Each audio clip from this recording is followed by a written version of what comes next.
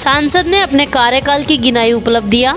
भाजपा कार्यालय में आयोजित की वार्ता दी जानकारी। बालाघाट सिवनी संसदीय क्षेत्र के सांसद डॉक्टर ढाल सिंह बिसेन ने सोमवार को नगर मुख्यालय स्थित भाजपा कार्यालय में पत्रकार वार्ता आयोजित किया, जहां उन्होंने वार्ता के दौरान अपने संसदीय कार्यकाल में जो सौगातें दी है उनकी उपलब्धियां गिनाई है, जिसमें उन्होंने रेलवे सहित अन्य क्षेत्रों में जो कार्य किया है उसकी उपलब्धियां बताई है। इसके साथ ही उन्होंने देश की अर्थव्यवस्था पर भी चर्चा करते हुए कहा कि आज से 10 वर्ष पहले हमारे देश की आर्थिक स्थिति ठीक नहीं थी, लेकिन देश के प्रधानमंत्री के रूप में जब से नरेंद्र मोदी ने पदभार संभाला है तब से देश प्रगति की ओर है।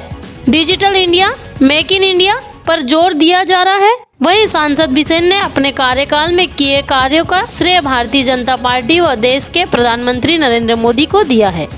BNN टाइम्स के लिए बालाघाट से दुर्गा शरणागत की रिपोर्ट। ये सारे समाज के वो गरीब वर्ग को निकाल के आगे ऊपर लाने का काम किया।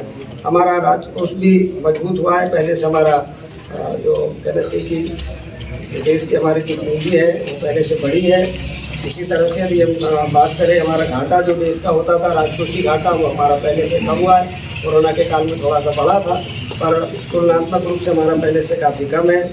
पूंजीगत जो व्यय है ये सबसे बड़ी चीज़ है। देखिए, देश का यदि इंफ्रास्ट्रक्चर डेवलपमेंट करना है तो पूंजी में कितना व्यय करते हैं। तो कई बार लोग कहते हैं कि भारत सरकार ने बहुत ज़्यादा पहले से ज़्यादा लोन ले लिया, पर भी लोन भी लिया या कर्ज में भी यदि हम आए हैं तो हम ये कह सकते हैं कि हमारा इंफ्रास्ट्रक्चर व्यय है जो पूंजी के अंतर्गत व्यय किया गया, कोई तनख्वाह देने में या कोई किसी अनेक चीज़ में ऐसा उड़ाया नहीं गया। इससे इंफ्रास्ट्रक्चर डेवलपमेट हुआ है।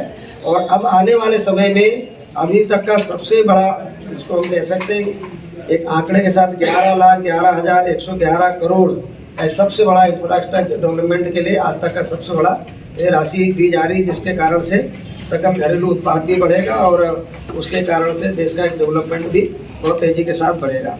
इस तरह से हम आगे बात करें तो इस डेवलपमेंट का असर क्या हुआ। आप देखिए कि इसका असर ये हुआ कि जहाँ पहले हमारे पास केवल 79 के लगभग हवाई अड्डे हुआ करते थे, आज 149 से ऊपर हवाई अड्डे हैं। हम यदि आंकड़ों पे जाएं तो जहाँ हमारे पास में मुश्किल से 250 के लगभग मेडिकल कॉलेज थे, आज लगभग हमारे पास 500 से ऊपर मेडिकल कॉलेज हैं। जहाँ हमारे पास केवल 7 एम्स थे, पहले तो एक ही था, बाद में 2 एम्स हुए, अटल जी ने 5 किए तो 7 हुए, आज 23 एम्स हैं। तो इतना ज़्यादा मेडिकल में इंफ्रास्ट्रक्चर डेवलपमेंट का, हमने सीट बढ़ाने का भी काम किया। रेल का इंफ्रास्ट्रक्चर आप देखिए क्या रेल में भी कितना गुणात्मक परिवर्तन आया। पूरा रेलवे कब तक जो डीजल पर चलती थी, आज वो लगभग 100% इलेक्ट्रिफिकेशन हो गया। तो जिसके कारण से क्या होगा, सबसे बड़ा हमारा डीजल का व्यय बचेगा। तो लगभग 30,000 करोड़ का जो मैंने रेलवे के बजट में जो पढ़ा था, 30,000 करोड़ से ऊपर का तो केवल हमारा डीजल का व्यय बचेगा जो हम विदेश से लेते थे। कोयले का जो था आयात का, वो अलग हमारा खर्चा बचने वाला है। फिर नई बोगियाँ लगभग 40,000 से ऊपर नई वंदे भारत बोगियाँ बना दी। बुलेट ट्रेन बनाने का काम, जहाँ सिंगल पटरी थी उसको डबल थी, वहाँ 3 की जहाँ 4। अमृत भारत स्टेशन के अंतर्गत लगभग 1300 अमृत भारत स्टेशन बने, जिसमें हमारा बालाघाट और सिवनी भी है। ये अमृत भारत स्टेशन का भी किया।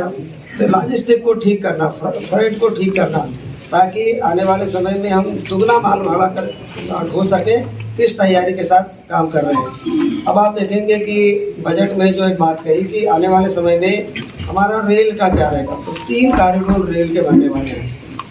अब वो 3 रेल कॉरिडोर कौन होंगे, 3 तरह के। एक तो होगा कि जहाँ सबसे ज़्यादा यातायात का दबाव है, मतलब पब्लिक का यातायात का दबाव। दूसरा वो जहाँ माल भाड़े का दबाव है, और तीसरा जो है पोर्ट की तरफ जाने वाला जो दबाव माल भाड़ा ले जाने के लिए। ये 3 तरह के गलियारे पूरे देश में बनाए जाएंगे। आज उसकी घोषणा नहीं की, पर केवल इंडिकेट किया है। तो मैं मान के चलता हूँ कि उसके अंतर्गत हम भी कहीं ना कहीं उसमें आएंगे, क्योंकि हमारा भी सेकंड लाइन का सर्वे होकर के बाद सरकार को प्रस्तुत हो चुका है।